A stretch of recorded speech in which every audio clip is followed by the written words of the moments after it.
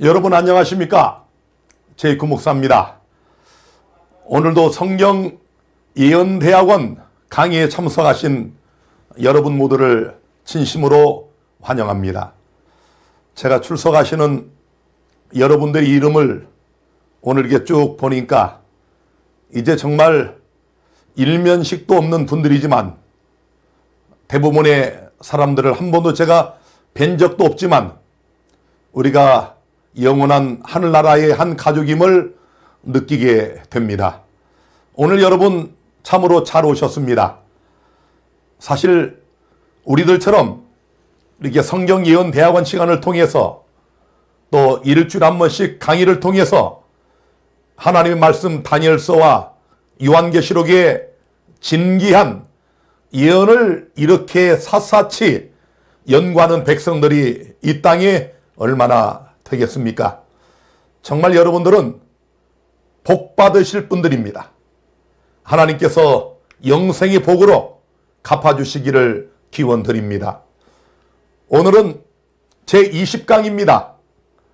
이제 이 다니엘서의 대장정도 4번밖에는 남질 않았습니다. 오늘 20번째 강의의 주제는 다니엘서 8장과 9장을 마무리 짓는 영원한 복음, 조사심판, 이런 제목이 되겠습니다. 아니, 다니엘서 예언에서 조사심판이 나오다니요. 놀랍지 않습니까?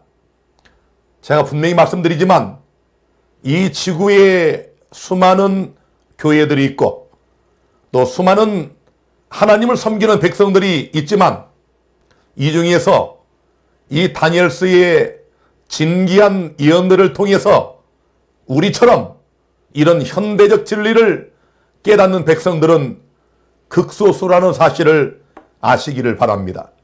그런 의미에서 여러분은 참으로 귀한 특권을 가진 자들입니다. 여러분들이 이렇게 매주 한 번씩 다니엘서 강의, 성경 예언 대학원에 참여하시는 것처럼 우리 모두가 잠시 후에 예수께서 오시는 그날 다 함께 우리가 그토록 소망하는 영원한 하늘나라에도 다 이렇게 참석했으면 참으로 좋겠습니다. 오늘 말씀을 시작하면서 다니엘서 연구지만 요한계시록 14장 6절과 7절을 먼저 읽고 말씀을 시작하겠습니다. 왜냐하면 오늘 주제와 연계되어 있기 때문에 그렇습니다. 또 보니 다른 천사가 공중에 날아가는데 땅에 거하는 자들 곧 여러 나라와 족속과 방언과 백성에게 전할 무엇을 가졌습니까? 영원한 복음을 가졌더라. 영원한 복음, 시대마다 변함없는 영원한 복음, 영원한 복음을 가진 천사가 여기 지금 공중에 날아갑니다. 그가 큰 음성으로 가로되 하나님을 두려워하며 그에게 영광을 돌리라. 그 이유가 뭡니까? 왜 여기 공중에 날아오는 천사가 온 세상을 향하여 하나님을 두려워하며 그에게 영광을 돌리라고 말씀하고 있습니까? 그 뒷구절, 이는 그의 심판하실 시간이 이르렀음이니. 놀랍지 않습니까? 하나님의 심판하실 시간이 이르렀기 때문에 하나님을 두려워하며 그에게 영광을 돌리라고 말씀하고 있습니다. 영원한 복음, 그리고 하나님의 심판의 시간, 뭔가 의미심장한 그런 뜻을 갖고 있지 않습니까? 하나님께서 인간을 구속하시는 구속의 그 시간표 속에서 우리 예수님의 생애를 보면은 예수께서 이 땅에 우리와 같은 사람으로 오셔서 33년 반을 생애하시다가 십자가에 죽으셨지요. 이것을 시제적으로 볼 때 우리는 과거적 복음, 과거의 복음이라고 이렇게 말합니다. 그리고 예수께서 재림하시죠. 그래서 죽었던 하나님의 의인들이 부활하고 살아있는 자들은 호련히 변화돼서 공중에서 예수님을 영접하여 예수님께서 우리를 위해 예비하신 아버지 나라 천국에 들어가지 않습니까? 미래에 있을 일들이죠. 그래서 이것을 우리가 시제적으로 볼 때 미래적 복음 혹은 미래의 복음이라고 이렇게 일컫습니다. 자, 그렇다면 예수님께서 우리를 구원하시기 위하여 과거에 행해 주신 것과 또 장차 미래에 행해 주실 것, 이 과거와 미래 사이에 무엇이 있겠습니까? 현재가 있지 않습니까? 현재. 자, 그렇다면 이런 과거적 복음과 미래적 복음을 이어주는 현재적 복음, 이것이 무엇일까요? 오늘 우리가 이 다니엘서 8장과 9장을 마무리하면서 이 해답을 얻게 될 것입니다. 예수님께서 하늘로 승천하시고 하늘에 가서 무엇을 하고 계실까요? AD 96년경에 사도 요한이 계시 가운데 본 예수님은 7 촛대 사이를 거니셨어요. 7 촛대, 성소 아닙니까? 성소에 거니시는 예수님을 사도 요한이 서기 100년경에 봤습니다. 그렇다면 21세기 바로 지금 예수님은 어디서 무엇을 하고 계실까요? 자, 여러분, 이 문제를 아는 것은 매우 중요합니다. 이것이 바로 현재적 복음이에요. 승천하신 예수님이 재림하실 때까지 바로 지금 어디서 우리를 위하여 무엇을 하고 있는가, 이걸 아는 것이 현재적 복음이고, 이 현재적 복음은 과거적 복음과 미래적 복음의 가교 역할을 하는 것입니다. 다시 말하면 예수님께서 십자가에서 나를 위해 죽으셨다. 우리가 과거적 복음을 믿는 믿음을 가지고 있죠. 예수님이 재림하실 것이다. 미래적 복음을 가지고 있지 않습니까? 그렇다면 가장 중요한 것이 무엇이겠습니까? 바로 내가 믿은 예수 그리스도께서 바로 지금 나를 위하여 어디서 무엇을 하고 있는가? 복음 아닙니까? 예수님이 팔짱 끼고 가만히 지구를 내려다보고 계실까요? 예수님은 일하시는 예수님이십니다. 자, 무슨 일을 하실까요? 우리가 지난 시간에 다니엘서 8장 9장을 통해서 2300주야를 드디어 해석하기 시작했지요. 자, 2300주야 1년 연일 원칙에 따라서 2300일은 2300년이고 주전 457년부터 1844년까지가 2300주야의 기간이라고 제가 해석을 해 드렸습니다.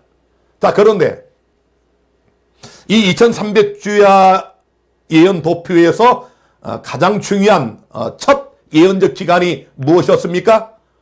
내 백성과 내 거룩한 성을 위하여 70일에로 기한을 정하였다. 70일에를 잘라냈다. 컷 오프. 잘라낸 겁니다. 자, 이 70일에는 490년 아닙니까? 77에서 49. 자, 여러분, 490년의 기간을 유대인들을 위하여, 이스라엘 백성과 예루살렘 성을 위하여 하나님이 정하셨다. 그래서 그 기간이 457년부터 서기 34년까지 해당이 된다는 사실도 잠깐 제가 보여드렸습니다. 자, 그런데 여러분, 우리 지난 시간에 깜짝 놀랐죠? 예루살렘을 중건하라는 영이 날 그때부터 기름 부음을 받은 자, 메시아죠. 그리스도가 곧 왕이 일어나기까지 7일에와 62일에가 지날 것이요. 자, 7일에와 62일에 도합 69주가 지나서 바로 기름 부음 받은 자, 메시아 예수께서 침례를 받고 일어나시는 이것까지도 성경이 정확하게 예언을 했다는 사실, 얼마나 놀라운 예언입니까? 자, 그런데 이제 오늘 점점 중요한 예언을 제가 해석을 해드립니다. 다니엘서 9장 26절에 62일의 후에, 자, 7일에가 지나가고 그 다음에 62일의 후에 기름 부음을 받은 자, 예수님이시죠? 그리스도가, 메시아가 끊어져 없어질 것이며, 놀랍지요? 예수께서 서기 27년에 요단강에서 침례 요한에게 침례를 받으시고 물에서 올라오셨죠? 그때부터 본격적인 공생애를 시작하셨지 않습니까? 자, 그런데 62일의 후에, 쉽게 말하면 주전 457년부터 69일에가 지난 후에 메시아가 끊어져 없어진다. 이걸 27절은 더 정확하게 이렇게 상세히 예언을 해놨습니다. 그가 바로 예수님이 장차 많은 사람으로 더불어 한 일해 동안의 언약을 굳게 정하겠고, 자, 놀라운 사실 아닙니까? 유대인들에게 주어진 그 마지막 한 일해, 그 한 일해 동안 예수님이 3년 반은 친히 12 제자와 함께 공생애를 통하여 언약을 굳게 하시고, 또 나머지 스데반이 죽을 때까지, 유대인을 위한 은혜 기한이 끝날 때까지는 제자들을 통하여 언약을 굳게 정하겠고, 그리고 그가, 그리스도가, 메시아가 그 일해의 절반에, 자, 여러분 다시 한번 7일해와 62일해, 도합 69주가 지나고, 다른 말로 483년이 지나고, 나머지 한 일해, 요 한 일해 7년이 남아있는데 그 일해의 절반에 예수님이 제사와 예물을 금지할 것이다. 자, 이게 무슨 말일까요? 이 도표를 다시 한번 상세히 좀 보시길 바랍니다. 여러분이 이 도표는 달려가면서도 읽을 수 있도록 머리에 새기시기를 바랍니다. 자, 주전 457년부터 한 일해 7주 49년, 62주 434년. 자, 그 후에 마지막 한 주가 남죠. 70주 중에 한 주가 남습니다. 요 한 주 7년이죠. 자, 이 7년이 남아있는데 예언은 일해의 절반에, 이 7년 중에 그 절반에 메시아가 끊쳐져 없어질 것이며, 자, 예수께서 서기 27년에 침례를 받으시고 그때로부터 3년 반, 서기 31년에 십자가에 죽으실 것을 성경은 정확하게 예언하고 있지 않습니까? 여러분, 이래서 이 다니엘서 8장과 9장이 우리에게 그토록 중요한 것입니다. 놀랍지 않습니까? 아니, 구약 성경에 2600여 년 전에 기록된 구약 성경에 예수 그리스도께서 언제 침례를 받으시고 그분이 언제쯤 십자가에 죽으실 것을 예언했다? 이걸 아는 백성들이 이 땅에 얼마나 됩니까? 죄송하지만 우리 여자의 남은 자손들 외에는 거의 모릅니다. 놀랍지 않습니까? 이 놀라운 진리, 마지막 때를 위해서 하나님께서 인류에게 주신 이 다니엘서의 이 놀라운 다니엘서 8장과 9장의 예언, 이걸 대부분의 기독교인들이, 개신교인들이 모른다는 사실, 얼마나 참으로 안타깝습니까? 반면에 여러분은 얼마나 복이 있는 자들입니까? 자, 놀라운 사실은 마태복음 27장 50절과 51절에 보면은 예수께서 다시 크게 소리 지르시고 영원히 떠나시다. 이에 성소 휘장이 위로부터 아래까지 찢어져 둘이 되고, 여러분 뭐라고 그랬습니까? 예수님이 십자가에 운명하시자마자 성소 휘장이 위에서부터 아래로 찢어졌다. 요게 아주 중요한 얘기입니다. 요 그림에서처럼 성소의 휘장이 아래에서부터 찢어지면 그건 사람이 찢을 수가 있지요. 놀랍게도 사람의 손이 거의 닿지 않는 위로부터 찢어졌다. 하나님이 찢으셨지요.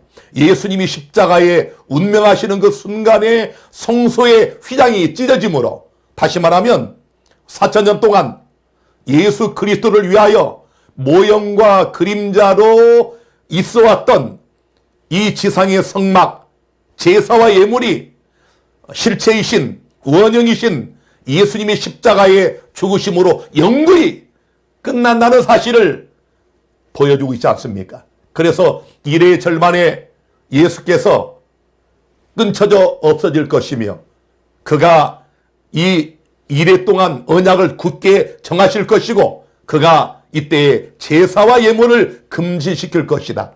이 예언이 정확하게 예수님의 생애를 통하여 성취된 사실을 우리가 확인할 수가 있겠습니다. 자, 여러분, 제가 시간이 없어서 이 문제를 뺄까 하다가 너무 중요하기 때문에 말씀을 좀 드립니다. 유월절 양이 언제 죽임을 당했을까요? 예수 그리스도께서는 여러분과 나를 위한 유월절 양으로 십자가에 서기 31년에 돌아가셨는데 이 예수님을 예표했던, 표상했던 모형과 그림자에서 유월절 양이 언제 죽었을까요? 출애굽기 12장 5절 6절에 보면은 너희 어린 양은 흠없고 1년 된 수컷으로 하되 양이나 염소 중에서 취하고 이달 14일까지, 자 14일까지 1월 14일까지 간직하였다가 자 1월 14일에 해질 때에 이스라엘 회중이 그 양을 잡고, 여러분, 양을 잘 준비해 가지고 1월 14일까지 간직해 두었다가 해질 때에 양을 잡아라. 원어를 보면 이 해질 때가 언제인가 정확히 우리에게 말씀하고 있는데요. 벤 하르바임, 이 벤 하르바임이라는 이 히브리어는 두 저녁들 사이라는 말입니다. 그냥 우리 개혁성경, 우리 한글 성경에는 해질 때에 잡아라. 그런데 정확한 원어의 뜻은 두 저녁 사이. 유대인들의 두 저녁은 애프터눈 12시부터 이브닝인 6시 그 사이, 12시에서 6시 그 사이, 오후 3시를 가리킵니다. 그래서 여러분, 유대인들은 유월절 양을 오후 3시쯤 잡았습니다. 자, 그러니까 여러분, 다니엘서 이 8장 9장을 연구해 보니까 예수님께서 몇 년, 몇 월, 며칠, 몇 시에 십자가에 죽으실 것이 명확하게 예언이 되어 있다는 사실입니다. 그래서 제가 서론할 때 말씀을 드린 것처럼 예수님이 감담산에서 제자들에게 마지막 재림의 징조를 말씀하실 때 선지자 다니엘의 말한 바 다니엘서를 언급하고 있지 않습니까? 예수님이 이 다니엘서를 정확하게 꿰뚫고 계셨기 때문에 이런 말씀을 하셨습니다. 요한복음 12장 1절에 유월절 엿새 전에 예수께서 베다니에 이르시니, 자 이제 유월절 엿새 전입니다. 그 다음에 12장 23절에 예수께서 대답하여 가라사대 인자의 영광을 얻을 때가 왔도다. 이제 뭔가 여러분 머리에 딱 불이 켜지죠? 성경 읽다가 이런 말이 무슨 뜻인가 궁금했는데 이제 다니엘서를 연구하다 보니까 이 다니엘서에 정통하셨던 예수님이 당신의 십자가에 죽으실 때를 정확하게 알고 계셨어요. 누가복음 22장 1절에 보면 유월절이라는 무교절이 가까움에 14, 15절에 보니까 때가 이름에 예수께서 사도들과 함께 앉으사 이르시되 내가 고난을 받기 전에 너희와 함께 이 유월절 먹기를 원하고 원하였노라. 이제 의미를 아시겠죠? 예수께서 몇 년, 몇 월, 며칠, 몇 시에 유월절 어린 양의 실체로 십자가에 죽으실 것을 정확하게 알고 계셨습니다. 무엇을 통해서? 다니엘서의 예언을 통하여. 그래서 베드로는 이런 기록을 남겼습니다. 베드로전서 1장 10절 11절에 이 구원에 대하여는 너희가 이 말 은혜를 예언하던 선자들이 연구하고 부지런히 살펴서 자기 속에 계신 그리스도의 영이 그 받으실 고난과 후에 얻으실 영광을 미리 증거하여 어느 시 어떠한 때를 지시하시는지 상고하니라. 참 놀라운 말씀이죠. 이런 말씀의 그 본뜻을 아는 백성들, 얼마나 우리가 복된 백성들입니까? 일반 개신교인들은 이 말씀 읽어도 다니엘서를 모르기 때문에 우리처럼 명확하게 이해를 할 수 없는 것입니다. 자, 그래서 예수님은 요한복음 2장 4절에도 예수께서 가라사대 여자여 나와 무슨 상관이 있나이까 내 때가 아직 이르지 못하였나이다. 가나 혼인잔치에서 육신의 어머니 마리아의 부탁을 받고 그런 얘기를 하셨죠. 내 때가 아직 이르지 않았다. 예수님은 자기 때를 분명히 아셨어요. 요한복음 7장 8절에 너희는 명절에 올라가라. 나는 내 때가 아직 차지 못하였으니 이것 보세요. 이 명절에 아직 올라가지 아니하노라. 예수님은 당신의 때를 정확하게 알고 계셨어요. 요한복음 16장 32절에도 보라 너희가 다 각각 제 곳으로 흩어지고 나를 혼자 둘 때가 오나니 벌써 왔도다. 예수께서 6월절 어린 양이 실제로 서기 31년 6월절 1월 14일 오후 3시에 죽으실 것을 정확하게 알고 계셨습니다. 자, 여러분 다시 한번 좀 보겠습니다. 내 백성과 내 거룩한 성을 위하여 70일로 기한을 정하였나니. 자, 주전 457년에 예루살렘 중건령이 내리고 그 다음에 예루살렘 성이 중건이 되고 완전히 회복이 되지요. 아까 말씀드린 것처럼 7일에와 62일에가 지난 후에 예수께서 어떻게 하셨습니까? 서기 27년에 기름 부음 받은 메시아로 침례를 받고 요단강에서 올라오시지 않습니까? 그리고 성령이 비둘기처럼 임하시지 않습니까? 하나님이 성령을 기름 붓듯 하셨다고 말씀하고 있지 않습니까? 자, 기름 부음 받은 메시아로 이렇게 올라오셔서 마지막 남은 한 일에 7년의 절반인 서기 31년에 예수님 십자가에 죽으시고, 그리고 서기 34년에 수데만 집사가 유대인들에게 돌에 맞아 순교함으로 하나님께서 예루살렘과 유대 이스라엘 백성들을 위하여 주셨던 490년의 장구한 은혜의 기간이 영구히 끝나게 되고, 그때로부터 사도 바울을 통하여 이 천국 복음이 온 세상 땅끝까지 전파되는 그런 역사를 우리가 사도행전에서 볼 수 있지 않습니까? 자, 이제 오늘 가장 중요한 2300주야의 결말입니다.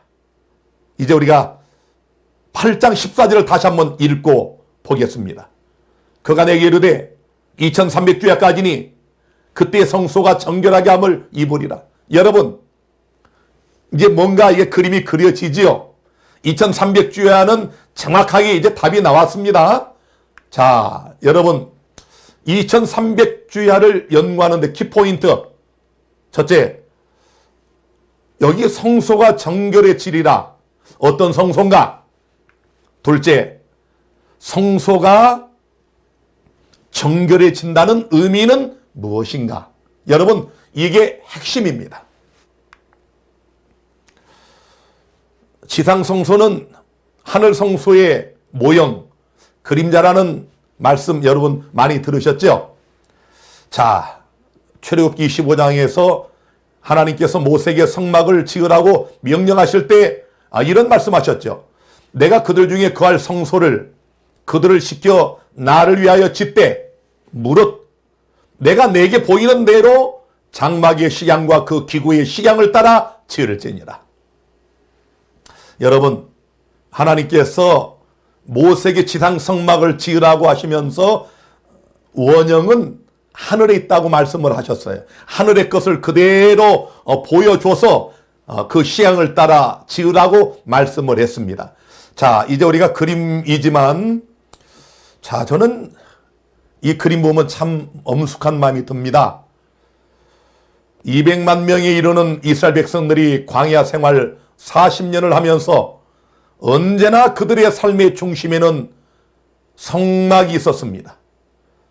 그들의 삶의 중심에 언제나 여호와를 섬기는 예배가 있었어요. 이 그림을 자세히 보시면 모든 백성이 다 경배하며 엎드려 있지 않습니까? 자, 좀 자세히 보시면 이렇게 진중앙에 성막이 있고 그 다음에 12지파가 각 지파대로 이제 사면에 동서남북으로 진을 치고, 그래서 그들의 모든 이스라엘 백성들의 삶의 중심은 성막이었어요. 오늘 여러분의 삶의 중심은 뭐가 되어야 하겠습니까?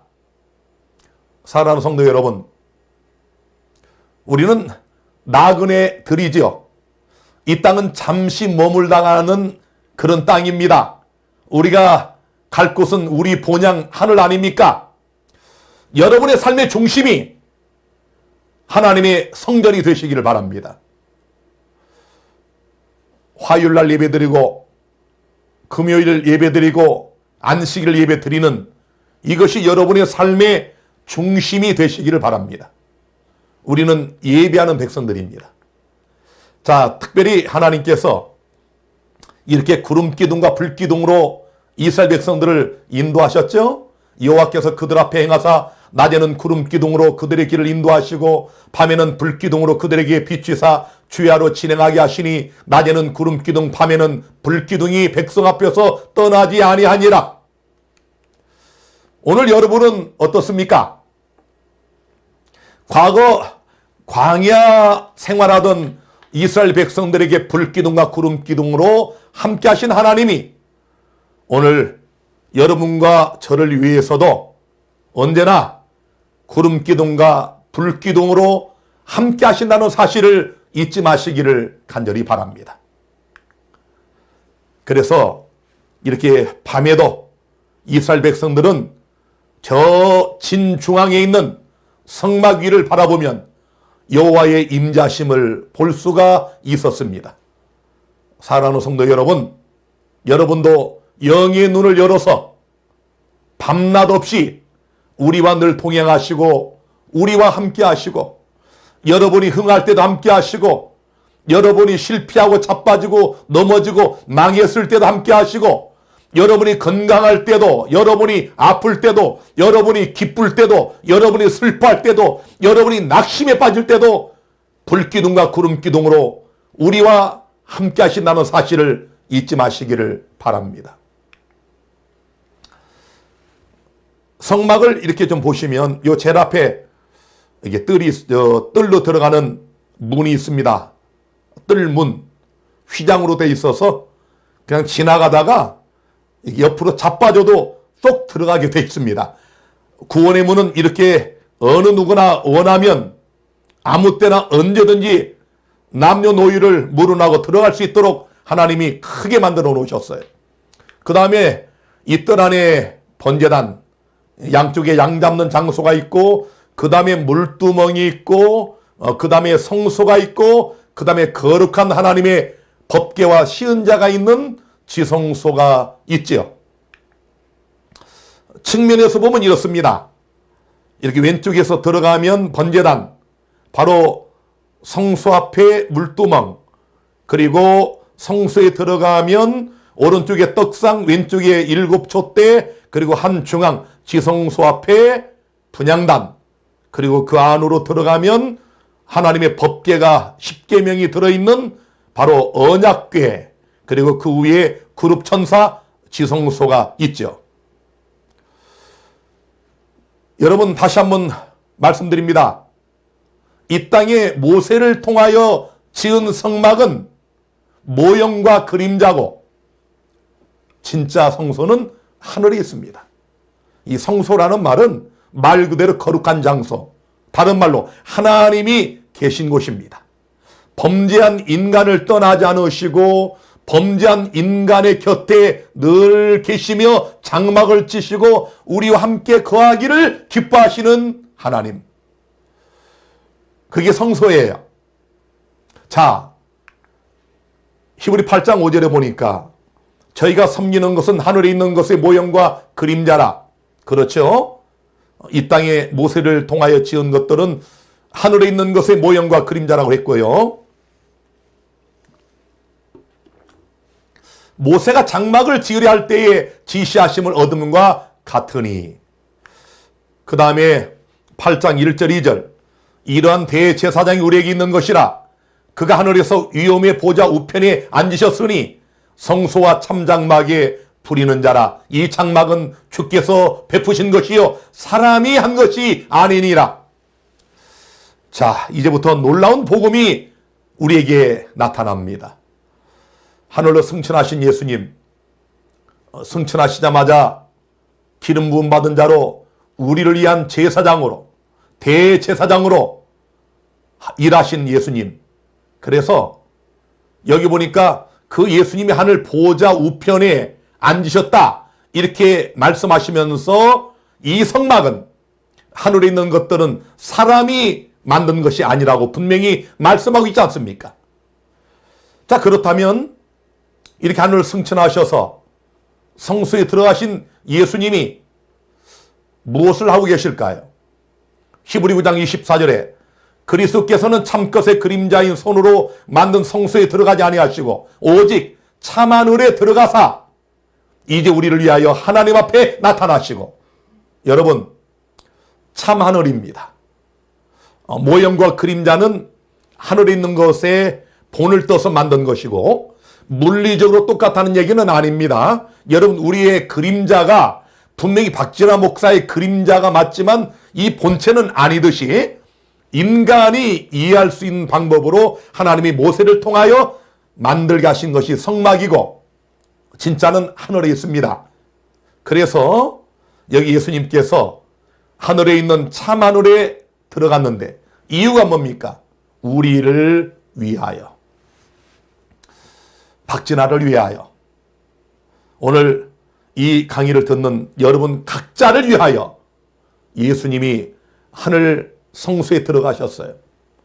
히브리 4장 14절에 그러므로 우리에게 큰 대제사장이 있으니 승천하신 자 곧 하나님 아들 예수시라. 여러분, 예수님이 우리를 위한 큰 대제사장, 큰을 붙였어요. 그냥 인간의 대제사장이 아니고 진짜 대제사장, 그런 뜻입니다. 자, 여러분, 이 땅의 인간의 대제사장들은 다 누구를 표상한 것들입니까? 예수 그리스도를. 이 진짜가 왔다 그런 얘기예요.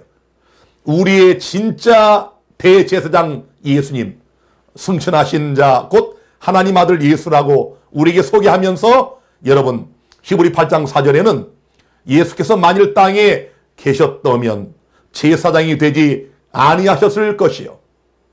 땅에 계셨더라면 제사장이 안 됐다. 승천하셔서 제사장이 됐다. 그리고 대제사장이 되셨다.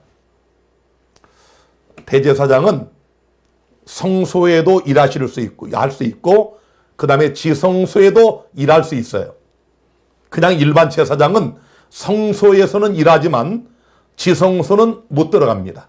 우리 예수님은 제사장이요 대제사장으로 어느 곳에서나 다 일하실 수가 있었는데 승천하셔서 2300주야 끝나는 1844년까지는 사도 요한이 서기 96년경에 본 것처럼 7촛대가 있는 성소에서 일하시고 우리가 공부한 것처럼 2300주야가 바로 끝나는 그때의 하늘 지성소에 우리를 위하여 큰 대제사장으로 하늘 지성소, 하나님의 보좌가 있는 그 앞으로 인도되어 갔다고 우리가 다녀서 7장 공부할 때 보셨지 않습니까? 하나님이 보좌 앉으시고 천만 천사가 있고 책들이 펴져 있고 심판을 베푸는데 거기 언약의 사자, 말라기서에 말씀한 언약의 사자 예수 그리스도가 구름을 타고 이 앞으로 인도되는 장면이 나와 있지 않습니까? 성경은 이렇게 해석을 하는 겁니다. 그래서 다녀서 7장과 8장, 9장이 이렇게 연계되어 종합적으로 우리 예수 그리스도의 우리를 위한 아름다운 복음을 우리에게 말씀하고 있는 겁니다. 자, 이제 중요한 것은 성소가 정결해지리라. 2300주야까지니 그때의 성소가 정결해지리라. 이 성소 정결이 뭐냐? 원형 예수님께서 들어가신 하늘 지성소에서의 성소 정결을 알려면 이 모형과 그림자로 주어진 지상 성막의 성소 정결을 알면 됩니다. 자, 레위기 16장에 보면요. 7월 곧 그달 10일, 유대력 7월 10일에 너희는 스스로 괴롭게 하고 이날에 너희를 위하여 속죄하여 너희로 정결케 하리니 너희 모든 죄에서 너희가 여호와 앞에 정결하리라. 자, 놀라운 말씀인데요. 7월 10일. 자, 이스라엘 백성들이 여러 절기가 있었어요. 7절기가. 자, 유월절, 무교절, 요제절, 오순절, 그리고 나팔절, 대속제일, 초막절. 자, 7절기가 있었는데 그 중에 7월 10일 대속제일에 이날에 너희를 위하여 속죄하여 너희로 정결케 한다. 놀라운 표현인데요. 너희 모든 죄에서 너희가 여호와 앞에서 정결하리라. 정결. 이 성소의 정결 문제는 뭐와 연관이 됩니까? 백성들의 죄와 연관이 됩니다. 계속 보겠습니다. 레위기 16장 33절.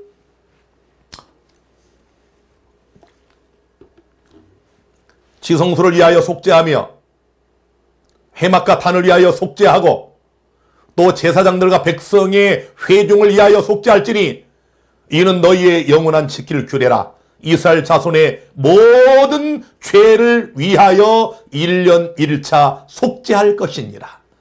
자, 여러분 놀라운 장면인데요. 새 언약을 말씀하는 히브리서 9장 1절부터 이 문제가 연결이 됩니다. 차후에 여러분이 오늘 강의 끝나고 시간 되시면 히브리 9장을 유심히 읽어보시기를 바랍니다. 자, 여러분 1년에 1차 대속죄일입니다. 그런데 놀라운 것은 속죄소를 지성소를 위하여 속죄하고 회막과 단을 위하여 속죄하고 성소를 위하여 속죄한다. 놀랍지 않나요? 백성을 위하여 속죄한다는 말이 이해가 되는데 성막, 지성소와 회막과 단을 위하여 속죄한다? 그러면서 그 뒤에 보니까 이스라엘 자손의 모든 죄를 위하여 지성소와 회막과 단이 속죄되는 이유, 더러워진 이유, 정결하게 되어야 할 이유는 역시 이스라엘 백성들의 모든 죄 때문이다. 이해가 되시죠? 자, 이 땅의 모형과 그림자인 지상성소에는 두 가지 서비스가 있었습니다. 여기 여러분 성막을 위에서 본 모습인데요. 자, 위에서 이렇게 보시면 여기는 지성소, 여기는 성소입니다. 첫째 칸, 둘째 칸. 자, 첫째는 매일의 봉사입니다. 이건 첫째 칸에서의 봉사입니다. 두 번째는 해마다의 봉사입니다. 이건 지성소에서 있는 서비스입니다. 유대력 7월 10일 대속죄일에 있는 봉사, 이걸 매년의 봉사, 이렇게 우리가 이름을 붙이는데요. 대속죄일에 있는 봉사. 자, 요걸 제가 이제 조금 더 쉽게 말씀드립니다. 여러분이 정신을 바짝 차리셔야 됩니다. 굉장히 중요하기 때문에 여러분이 여기서 레위기서 읽다가 지루한 것처럼 지루해지면 안 됩니다. 레위기서는 여러분 구약의 복음서입니다. 태중복음이에요. 자, 신약의 히브리서가 복음이라면 구약의 레위기서는 태중복음입니다. 자, 여러분 이 그림을 보시면 이렇게 이제 이스라엘 백성들은 아까 말씀드린 것처럼 언제나 성막을 중심으로, 그리고 그들이 짓는 모든 죄들을 위하여 제사장들이 날마다 봉사 사역을 했습니다. 여러분과 제가 살면서 얼마나 많은 죄를 짓습니까? 여러분, 우리가 하루 종일 선한 일을 하고 분주히 일을 해도 저녁에 잠자리에 들면서 무릎 꿇으면 하나님 나는 의인입니다 이렇게 나오던가요? 언제나 죄인이에요. 내가 오늘 하루 특별히 말로 누구에게 험한 말 안 하고 행동으로 죄를 짓지 않았을지라도 혹시 생각으로, 아니 혹시 게으르지 않았나, 오늘 태만하지 않았나, 오늘 부절제하지 않았나, 이런 여러 생각이 들지 않습니까? 그러니 200만 명의 이스라엘 백성들이 매일마다 얼마나 많은 죄를 지었겠습니까? 그래서 이 부분, 이 동그라미 친 이 부분, 이 성소 뜰에서 있는 일을 좀 살펴보겠습니다. 자, 이렇게 이제 휘장의 문을 열고 들어가면 제사장들이 저렇게 쭉 일을 하고 있습니다. 짐승들을 이제 백성들이 양이나 염소를 가지고 가고, 자, 그러면 그 양을 잡아 죽여서 그 죽인 양은 저 번제단에 이제 태우고, 그 다음에 거기 쏠린 피를 가지고 제사장이 또 성산으로 들어가지 않습니까? 그래서 성막들에는 저렇게 많은 그 양들이 있었어요. 자, 여러분, 얼마나 많은 재물들을 끌고 왔겠습니까? 여러분에게도 아마 이렇게 하라 그러면 매 안식일마다 얼마나 많은 사람이 많은 양을 끌고 오겠습니까? 자, 그래서 이렇게 제사장들은 이 부분은 지금 지성소에서 본 모습입니다. 저쪽이 지금 들어오는 입구고요. 물두멍을 거쳐서 이렇게 문을 열고 들어오면 제사장들이 오른쪽에, 여기서 볼 때 지성소 쪽에서 볼 때는 왼쪽이죠. 떡상이 있고 또 반대편에 7 촛대가 있고 그 다음 분향단이 있고, 제사장들은 이렇게 언제나 이런 떡과 촛대의 그 불빛과 또 분향단의 이런 향이 꺼지지 않도록 살피는 그런 엄중한 일을 행했습니다. 그 다음에 이제 1년에 한 번씩 대제사장은 아무나 들어갈 수 없는 지성소, 하나님이 친히 임하시는 거룩한 장소에 들어가서 1년에 딱 한 번 이곳에서 봉사사역을 했고, 이렇게 그룹이 있고 또 하나님의 10개 돌비가 들어있는 언약궤 앞에서 1년에 딱 한 번 엄중한 봉사사역을 통하여 이스라엘 백성들이 모든 죄를 완전히 도말하는 그런 1년에 한 번씩 있는 해마다의 봉사를 했습니다. 자, 뜰에서 이렇게 양을 끌고 옵니다. 또 실수했구나. 제사장이 물으면 그렇습니다. 제가 오늘도 누구와 싸웠습니다. 이 죄를 고백하면 이 양을 잡아가지고 그 피를 제사장은 성소 안으로 들어가서 성소 휘장에 뿌렸습니다. 자, 여러분, 그러니 매일마다 얼마나 많은 사람들이 와서 죄를 고백하고 그 다음에 그 피를 휘장에 뿌렸을까요? 여러분. 그래서 얼마나 이 성소 휘장이 백성들의 지은 죄의 상징인 피로 얼룩져 있겠습니까? 이해가 되십니까?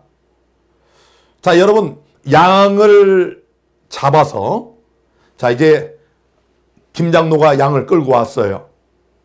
제가 이제 그 죄를 고백하게 하면 김장로가 그 양머리에 손을 얹고 자기 지은 죄를 고백하면 상징적으로 이 사람의 김장로의 죄는 양에게로 넘어갑니다. 양을 잡죠. 양을 불태고 그 흘린 피, 그 죄 때문에 흘려진 피를 가지고 제사장이 휘장에 뿌린다고 하는 얘기는 물리적인 면에서 피가 휘장에 다닥다닥 묻어 있는 것도 성소를 더럽힐 수 있겠지만 근본적으로는 그 지은 죄가 예수님을 상징하는, 휘장도 예수님을 상징하고 성소 자체가 예수님 아닙니까? 예수님 몸에 전가시키는 거예요. 그러므로 이 성소는 피 때문에 더러워진 것도 물론 더러워졌다고 할 수 있겠지만 실질적으로는 백성들의 죄가 다 전가되어 이 성소 자체가 죄로 더러워졌다. 그런 말씀입니다. 이해가 되셨죠? 그러니 1년 동안 이스라엘 백성들이 지은 죄로 얼마나 이 성소가 더러워졌겠습니까? 자, 그러면 성소가 왜 정결하게 되어야 하는가? 또 어떻게 정결하게 될 수 있는가?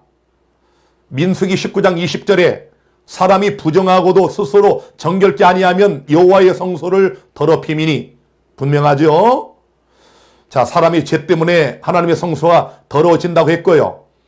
레위기 15장 31절에 너희는 이와 같이 이스라엘 자손으로 그 부정에서 떠나게 하여 그들로 그 가운데 있는 내 장막을 더럽히고 그 부정한 중에서 죽음을 면할지니라. 여기에도 이스라엘 백성의 부정과 죄 때문에 성막이 더러워진다 말씀을 했습니다.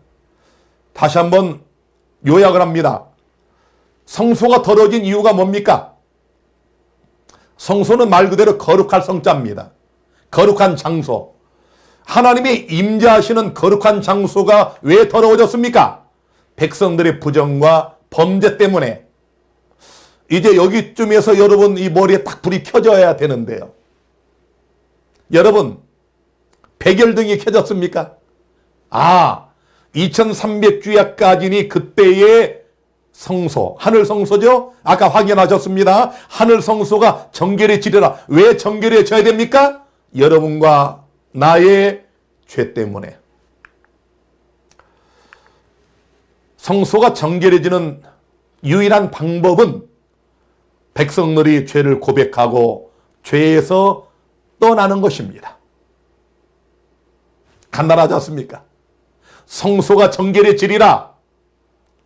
자, 백성들의 죄가 그쳐지면 하늘 성소는 정결해지지 않습니까?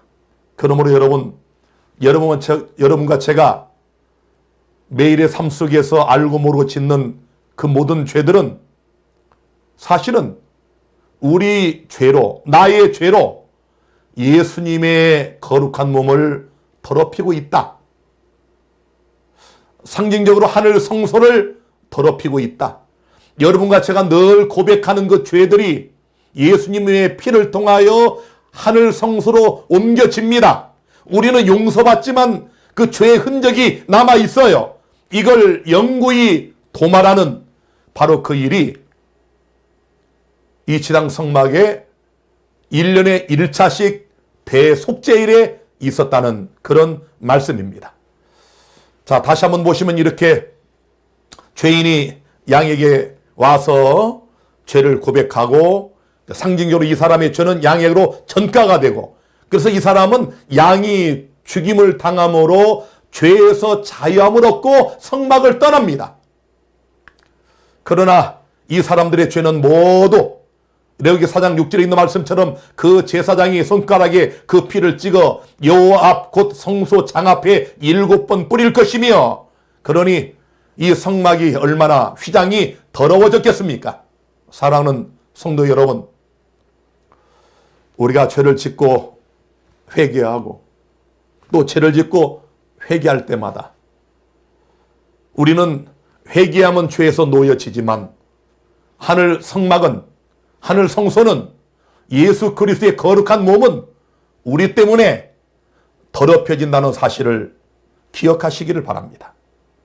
자, 그런데 이제 중요한 것은 아까 말씀드린 것처럼 1년 1차씩 있는 대속죄일입니다. 레위기 16장 5절. 이스라엘 자손의 회중에게서 속죄제물을 위하여 수염소 둘과 번제물을 위하여 수양 하나를 취할지니라. 여러분, 뭔가 또 눈치를 채셨습니까? 눈치를 채셔야 되는데요. 수염소와 수양이 이스라엘 백성들의 지은 죄를 영구히 도말하는 대속죄일에 준비됩니다. 자, 무엇을 알아차리셨습니까? 잘 보세요, 여러분. 지금 대속죄일에 수염소와 수양을 준비를 하는데 특별히 염소 2마리를 이렇게 준비를 해가지고요. 자, 한 마리는 여호와를 위하여, 한 마리는 아사셀을 위하여 구별을 했어요. 제비를 뽑아가지고. 자, 그래서 여러분, 왜 표상적 성막제도 1년의 1차 시간은 대속제일에 수양과 수염소를 준비하라고 했는가? 왜 하나님께서 다니엘서 8장에 7장까지 언급한 바벨론을 빼버리고 수양과 수염소, 페르시아와 헬라만 언급하는가? 이제 아셨습니까? 하나님께서 왜 다니엘서 8장 성소 정결을 말씀하실 때 2300주야까지는 성소가 정결해지리라, 이 말씀, 이 예언을 주실 때 레위기 16장에 있는 대속제일에 준비된 수양과 수염소를 페르시아와 헬라 나라를 상징하는 그런 짐승들로 묘사했는가를 여러분이 알아차리셔야 됩니다. 자, 이렇게 여호와를 위한 염소를 대제사장이 안수하고 잡습니다. 자, 여러분, 굉장히 중요한 장면인데요. 그래서 1년에 딱 한 번 대제사장이 드디어 지성소에 들어가게 되고요. 자, 그 다음에 요 염소, 이 한 마리는 아사셀을 위한 염소인데요. 이 염소는 준비된 사람을 통해서 광야로 내보냅니다. 이 절차를 잠깐 말씀드리면, 대제사장이 지성소에 들어가 가지고 1년 동안 지은 이스라엘 백성들의 모든 죄를 완전히 속죄하는, 그야말로 대속죄일. 다시 말하면 물리적으로는 그날 이 성소 휘장을 갈아냈을 겁니다. 그 더럽힌 성소 이 휘장을 갈아내면서 새 것으로 바꿨을 거예요. 그리고 상징적으로 그 성소에 옮겨진, 이미 죄는 용서됐지만 이스라엘 백성들이 고백한 죄의 흔적들이 있는 그 모든 것들을 영구히 도말하는, 대속하는 이 일을 마치고 대제사장이 밖으로 나오면, 이렇게 아사셀을 위하여 준비된 염소에게 이스라엘 백성이 지은 그 모든 죄를 다 이 염소에게 안수하여 전가시켜버립니다. 자, 왜냐하면 이건 굉장히 중요한 사건인데요. 우리가 죄의 원흉이 아니지 않습니까? 인류를 범죄케 한 원흉은 사단 마귀입니다. 그래서 아사셀을 위한 염소는 마귀를 상징하고, 이 염소는 이렇게 광야로 내몰아 가지고 유리방황하다가 이렇게 죽었어요. 이 운명 뭐가 생각납니까? 요한계시록 20장에 사단이 1000년 동안 아무도 없는 무저갱에 갇혀서 유리방황하다가 1000년이 끝난 후에 하나님이 유황불로 영구히 소멸하지 않습니까?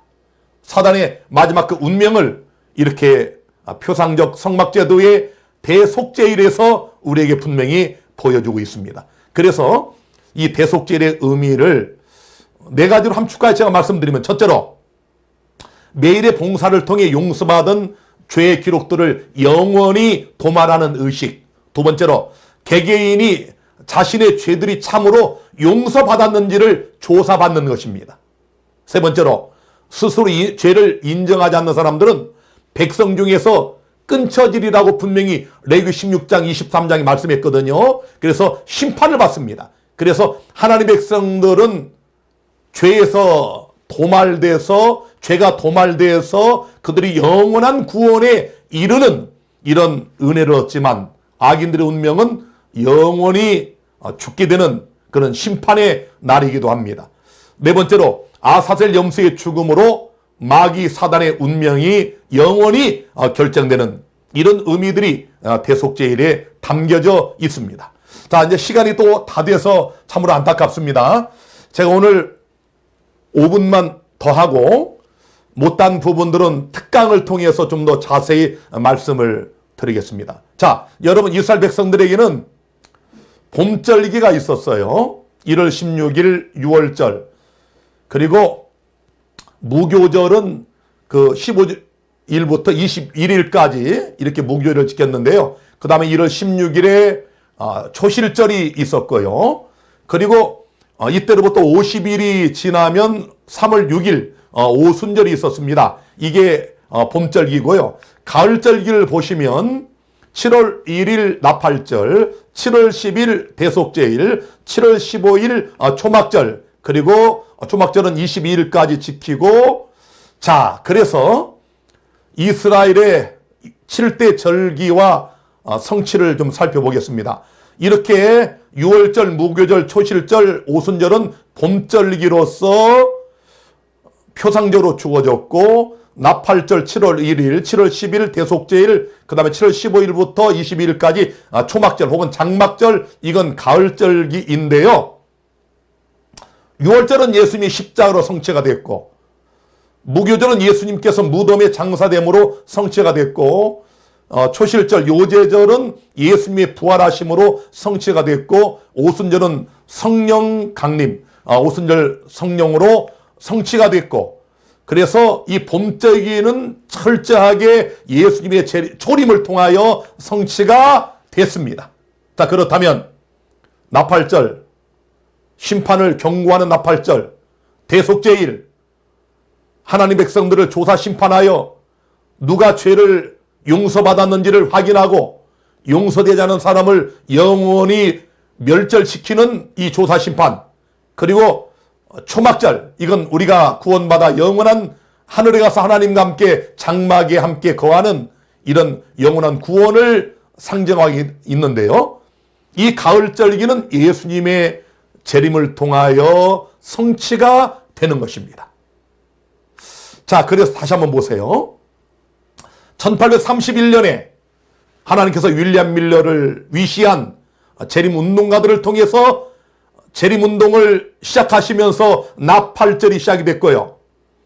1844년 2300주야가 끝나는 그때에 드디어 예수께서 하늘 지성소에 들어가심으로 대속제일이 시작이 됐습니다. 하늘 성소에서 드디어 조사 심판이 시작이 되고, 자, 이 대속제일은 아까 말씀드린 것처럼 성소가 정결해지는 것이죠. 성소가 정결하게 되면 예수께서 드디어 이 땅에 재림을 하시는 겁니다. 그리고 우리가 주님 오셔서 하늘에 가면 영원한 천국생활, 초막절이 성취가 되는 것입니다. 자, 그래서 여러분 이것 보세요. 예수님의 초림이 이 봄절기를 통해서 정확하게 이루어졌다고 한다면 이 봄절기의 모든 유교절, 무교절, 요제절, 오순절이 예수님의 초림을 통하여 정확하게 성취가 됐다면 가장 중요한 가을절기, 여러분 나팔절, 대속제일, 장막절도 분명히 성취되는 것 아니겠습니까? 이 놀라운 복음을 아는 백성이 이 땅에 한 교회밖에 없다. 얼마나 놀라운 사실입니까? 사랑하는 성도 여러분, 자, 마지막 말씀 하나만 읽겠습니다. 과연 하늘 성소도 정결해질 필요가 있겠는가? 히브리 8장 5절에 저희가 섬기는 것은 하늘에 있는 것의 모형과 그림자라고 그랬고요.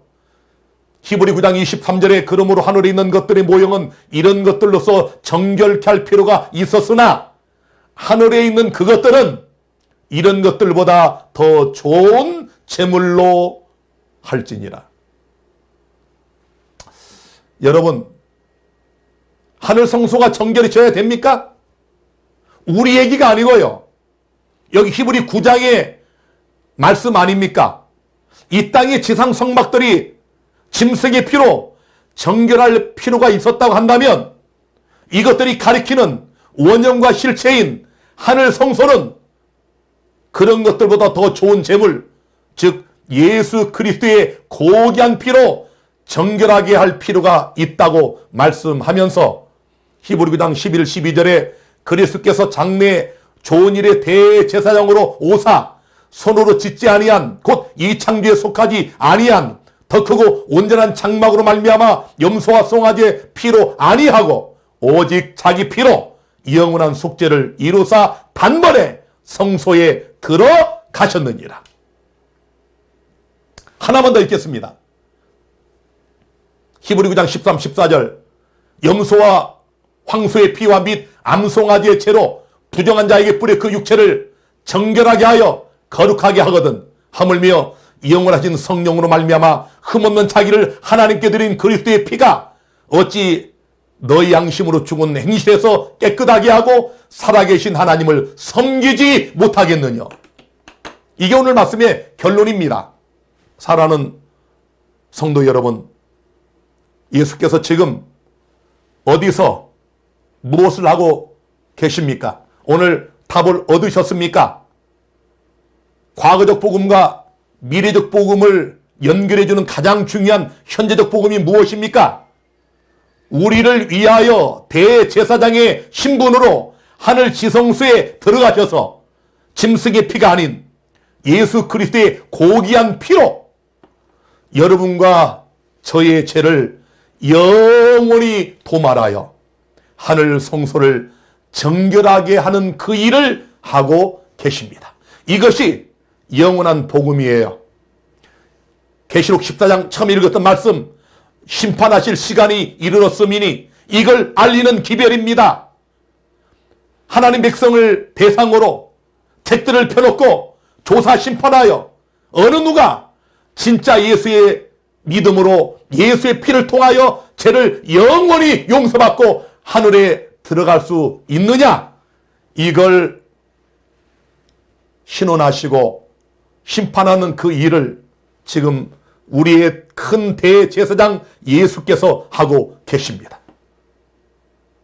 사랑하는 성도 여러분, 오늘 이 밤 지금도 우리 죄인들을 위하여, 여러분과 나를 위하여 못자국난 양팔을 벌리시고 하늘 아버지 앞에 나의 피 하시며 우리의 죄를 용서해달라고 탄원하시고 간구하시고 우리를 변호하시는 그 대제사장이 바로 여러분과 제가 날마다 믿고 부르는 우리 구주 예수님이심을 기억하시고 그 예수의 피를 힘입어 여러분 죄 용서 받았을 뿐만 아니라 이 마지막 말씀인 것처럼 예수 그리스도의 피가 어찌 너희 양심으로 죽은 행실에서 깨끗하게 하고 여러분 우리의 심령의 성전, 영혼의 성전, 몸된 성전이 정결하게 돼야 하늘 성소가 정결하게 되어 드디어 주님이 그 일을 마치고 이 땅에 영광 중에 재림하시는 겁니다. 하늘 성소가 정결해지는 그 마지막 순간에 정결한 백성으로 그 영원한 하늘 성소에 입성하시는 저와 여러분이 되기를 바라면서 오늘 20번째 강의 여기서 마치겠습니다. 여러분 평안한 밤 되시기를 바랍니다. 감사합니다.